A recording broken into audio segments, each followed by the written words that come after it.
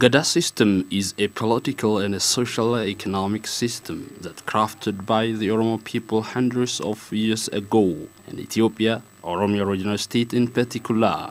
It is a complex system that which the Oromo people use to understand every life circumstance and nature or supernatural at all. Thereby, the system holds its own departments that basically support how to administer the ways of life of the Oromo people in their particular and respective jurisdiction.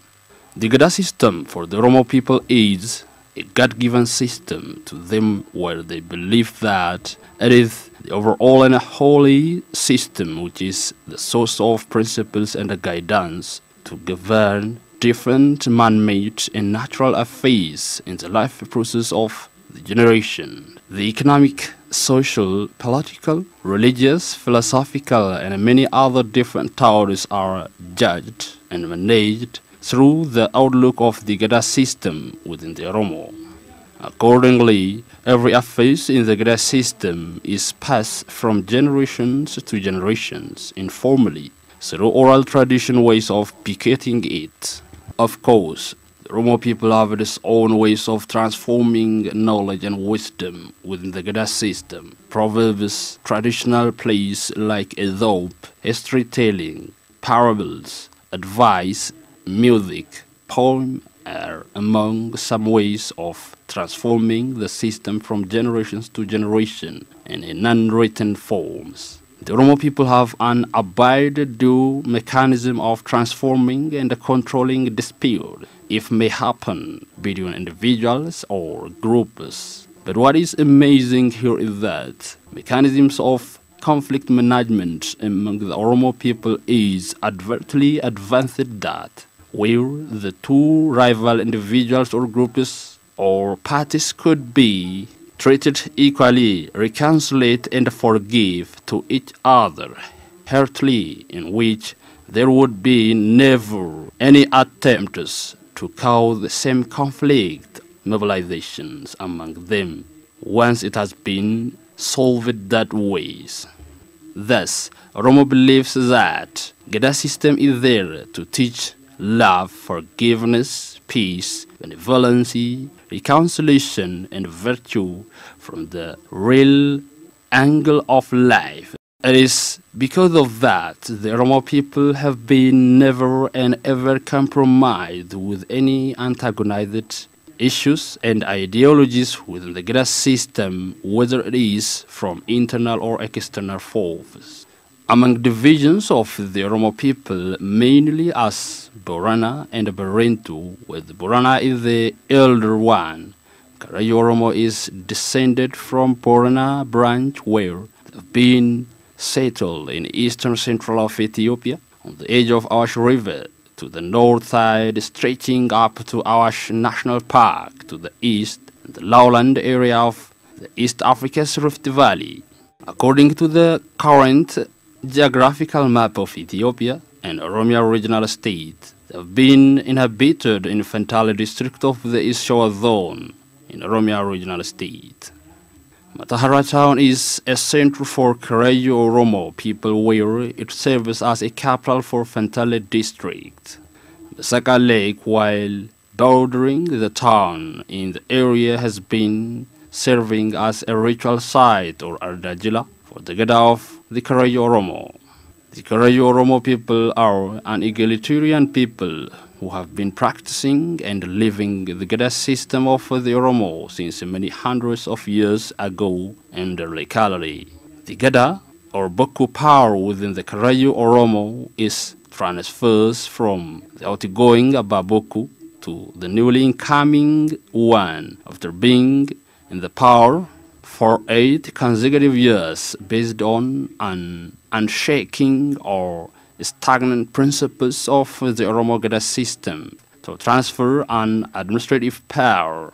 Transferring Boku or administrative power in a very democratic way like that is a common deed among every Oromo people that have been practicing and living the Gadaa system everywhere.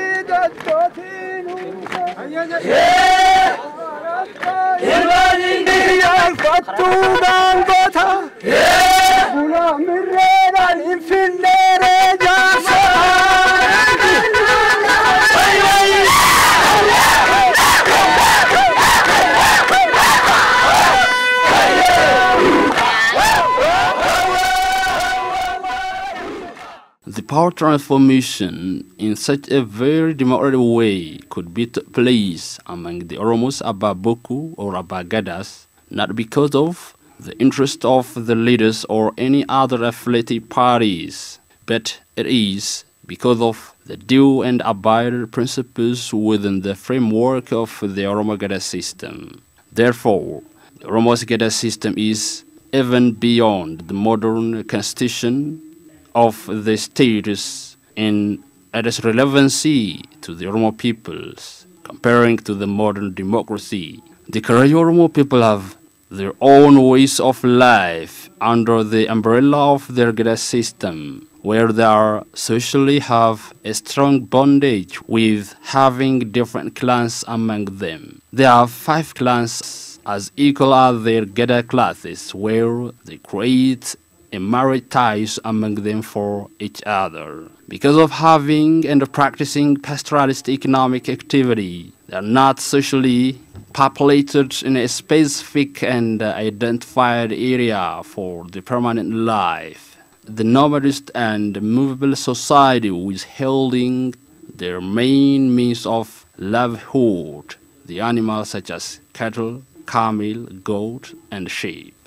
The Karayu Oromo people have a specific love and concern for their cattle and camels within their territories, while highly guarding themselves from any internal and external enemies, and the locality based on the principles of their Gadaa system being headed by Ababoku of the Gadaa parades. As far as they are being ruled and headed by the Ababoku or chairman of the Gadaa Council, every member of the Karayu Oromo shall obey the guidance and rules from their Gadaa Council's chair.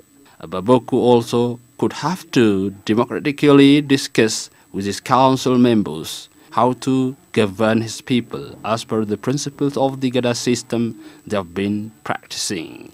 There would never be any situation in which Ababoku or chairman of the Gadaa Council could make any decision based on his own personal interest due to having a Gadaa power at the expense of the public, but after discussion for the public, it too.